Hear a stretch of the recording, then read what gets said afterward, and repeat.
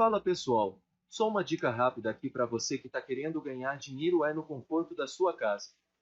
Preparei um curso gratuito onde te ensino passo a passo para você faturar de R$ 200 a R$ 300 por dia, usando apenas seu celular ou computador com acesso à internet. Basta clicar agora no primeiro link da descrição e acessar. Como é que tu entendeu isso, que todas essas ideias de Jesus e de Deus, ela é acessível para qualquer um, até as pessoas que nunca lidaram com isso desde a infância e na sua juventude? Porque elas foram acessíveis a mim. Eu sou o meu primeiro laboratório de Cristo a ser observado por mim mesmo. Eu estava vindo de uma existência precoce demais, em todos os sentidos. O sexo começou para mim com 5 anos, a babá do meu irmão resolveu transar comigo, e ela fez isso até aos 7. Aos 7 eu estava desesperado por mulher, eu fiquei igual um animal sexual. Eu ia para debaixo das mesas dos jantares na minha casa para ficar vendo as calcinhas das mulheres, tentando chegar bem perto para sentir o cheiro que emanava delas, e não consegui mais parar esse negócio de menina. As amigas dos meus pais, as filhas deles, eu era um traçador de tudo que eu podia, e até onde permitiam e até onde se podia ir. Quando eu cheguei na adolescência, os meus amigos estavam começando a ter conflitos de masturbação, que eu já não tinha. O meu negócio era com as domésticas do prédio, ou as meninas que mais abertas. Aí tem um detalhe, né? Aí as garotas de 18 anos, quando vem que tem um menino de 12, 13 que é safado pra caramba e que já não é virgem de nada, elas começam a brincar contigo também. E aí eu fui gostando, e conclusão, eu nunca me relacionava com ninguém da minha idade, era sempre com gente mais velha. Aí entrou a luta na minha vida, que já tinha começado com uns 7 anos, quando o meu tio, que tinha feito jiu-jitsu com os Grace, era um médico, voltou e começou a ensinar a mim e a um primo meu. E todo sábado e domingo a gente saía no pau lá, patrocinado por meu pai e meu tio, só não podia soco. E aí brigar virou uma coisa simples para mim também.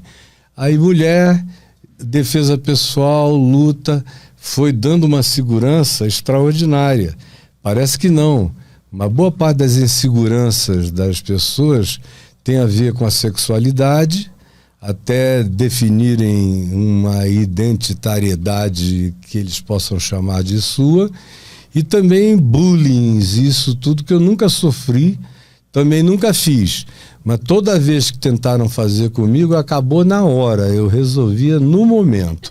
O cara dizia, eu vou te pegar lá fora. Quando ele terminava de falar, já estava entrando um assim no meio da cara, jogava no chão e cobria. Aí, pois bem, e aí os amigos ficaram todos muito mais velhos. Por exemplo, eu me tornei amigo do Arthur Vigílio Neto, do PSDB, que é mais velho do que eu, uns 8 anos. Naquele tempo, com 15 anos, eu fiquei íntimo dele. E ele já era formado em direito, em jornalismo, mas era faixa preta naquele tempo, primeiro ou segundo dan lá dos Grace.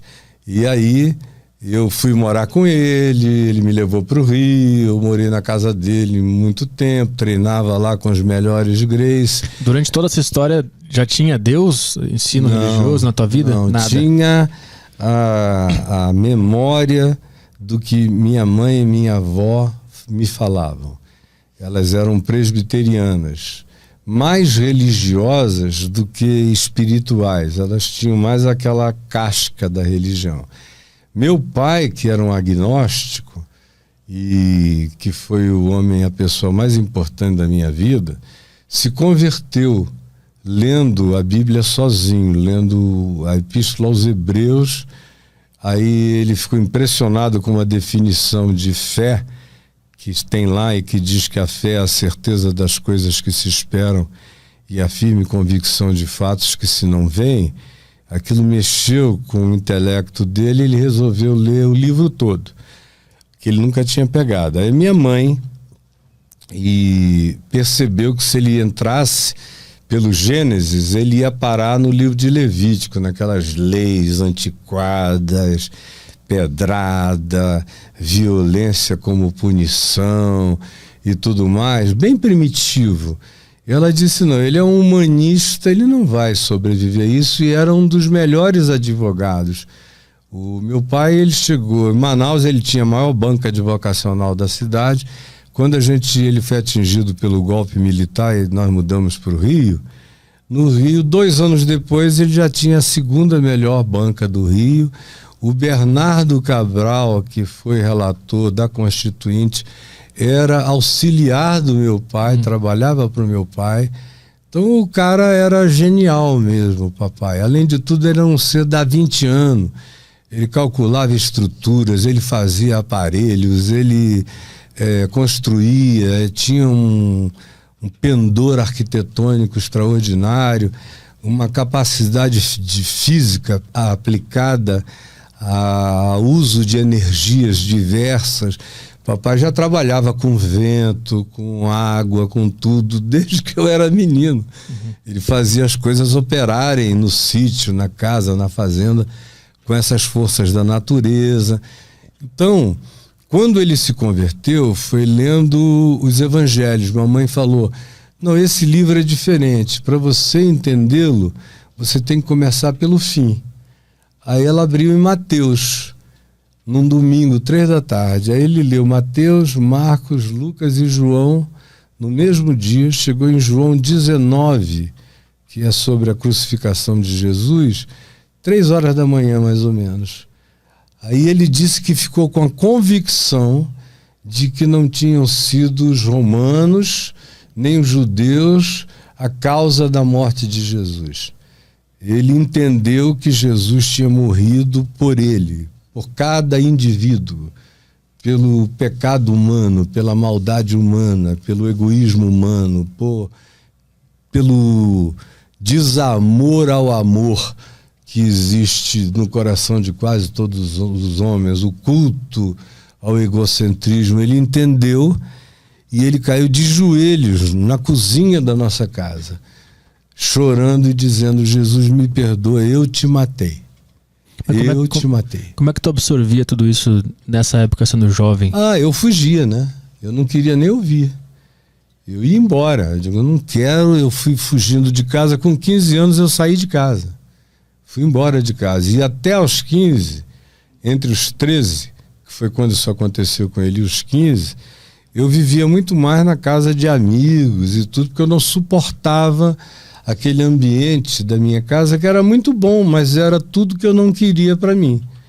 Aí eu acabei indo para o Rio de volta com o Arthur Neto e Arthur Vigílio Neto, fiquei lá na casa dele, aí fui me envolvendo intimamente com os Grace, com os melhores Graces que já existiram, né? Desde o velho Hélio ao Carson, ao Hollis, ao Reison, que eram figuras muito boas de luta, e o Hollis, um ser humano também maravilhoso, morreu de asa delta precocemente. Mas naquele tempo o jiu-jitsu não é como é hoje, que é praticamente quase uma luta olímpica. Naquele tempo você aprendia para sair no pau. Como não tinha campeonatos de luta para valer, de mão limpa, conclusão, você ia para a rua provocar gente grande, só para dar demonstração de que não adiantava o tamanho do cara, se ele não soubesse nada, ele era uma criança na tua mão. Desafiava outras lutas também? Outras lutas. Eu me inaugurei no Jiu-Jitsu Grace, indo para dentro da senzala que funcionava ali atrás do Canecão no passado, e que era o melhor grupo de capoeira do Rio de Janeiro. Então nós invadimos a senzala, no meio de um campeonato, chamamos todo mundo pro pau. Aí diz, olha, dança é dança, luta é luta. Vocês são bons de dança. Agora não aguenta 1 minuto e meio se a gente partir para dentro. Aí foi aquela coisa de calma, calma, calma. Mas era assim em qualquer lugar. Se você fosse à praia e alguém não tirasse uma onda, ou você não mexesse com uma menina muito gostosa, e o cara dela não se levantasse imponente, viesse e tal, você não ficava satisfeito sem botar o sujeito no chão, esfregar a cara na areia e dizer, você é um palhaço, olha só, homem pra você sou eu, aquelas idiotices dos anos 70. E aí eu fui naquela história toda, me meti com muita coisa errada, vários amigos meus foram presos e levados para Ilha Grande. Eu escapei por pouco, porque tinha ido a Niterói. Quando eu voltei, disseram, corre daqui, porque eles estão passando o pente fino. Aí eu fui me refugiar em Niterói, fiquei 3 meses lá e voltei para Manaus. Voltei para Manaus muito, muito angustiado, com uma vontade de morrer, uma impressão de que a minha vida não fazia sentido e que não havia nada, nem proposta alguma que fosse dar um significado legal para mim. Por que isso? Um vazio inexplicável, um desejo de morrer, uma oquidão existencial. E quanto mais eu achava que as coisas que preenchiam a vida e que todo mundo dizia que a eles fazia bem, e eu provava de tudo, todo dia, o dia inteiro, e eu só ficava cada vez mais vazio, me fez voltar para Manaus querendo um novo projeto de vida. Aí eu falei, bom, eu preciso namorar, porque eu nunca namorava, eu só ficava com uma mulher depois da outra, mas namoro, relação, intimidade, carinho, eu não tinha tempo para isso.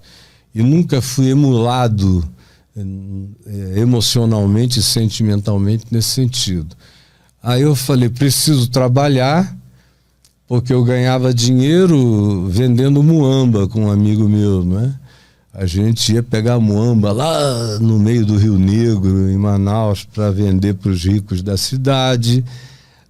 Depois de um tempo eu comecei a vender microfilme, que era um ácido que tinha muito nos anos 70, LSD, microfilme, essas coisas assim, para fazer uma grana. Uhum. E uma coisa que eu fazia, que era assalto à mão desarmada. Eu andava por aquelas ruas da Avenida Atlântica. Naquele tempo não é como hoje.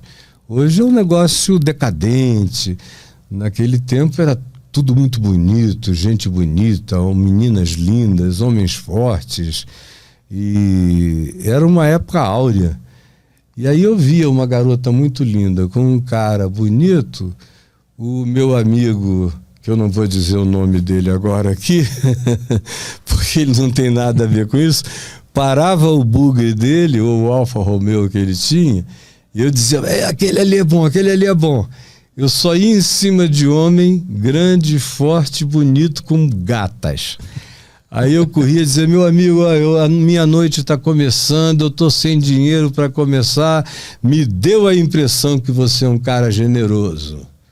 E aí era o tempo todo com a mão batendo de lá para cá. Uhum. Aí o cara olhava e dizia, por que eu vou te dar dinheiro? Eu digo, porque você é um dos homens mais bonitos de Copacabana, eu não quero fazer você em 2 minutos se transformar no mais feio.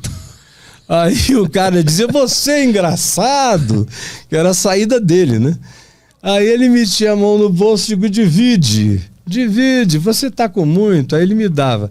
Eu fazia isso mais 8, 10 vezes por noite, ficava cheio do dinheiro, aí era Lebatô, Nil Giral, Zeppelin, ia gastando dinheiro nos pontes da night ali em Ipanema, Copacabana, e eu fiz isso muito tempo, até que um dia um oficial do Exército me salvou.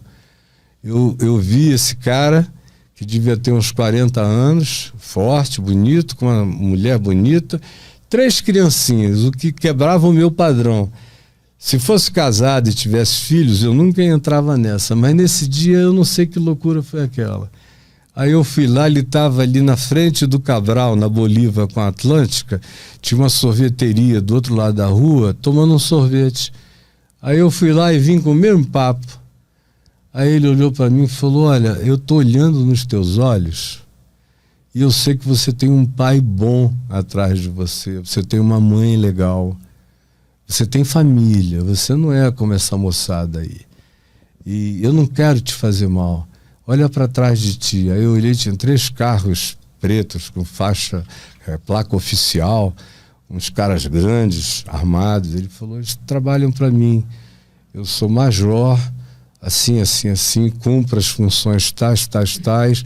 Se eu fizer assim, você está liquidado aqui. Mas eu não quero fazer isso. Vai para tua casa, procura os teus. Ele me deu um conselhaço. Eu olhei para ele e cheguei a me emocionar com a bondade dele para comigo. Aí eu falei, muito obrigado, eu nunca mais vou fazer isso na minha vida.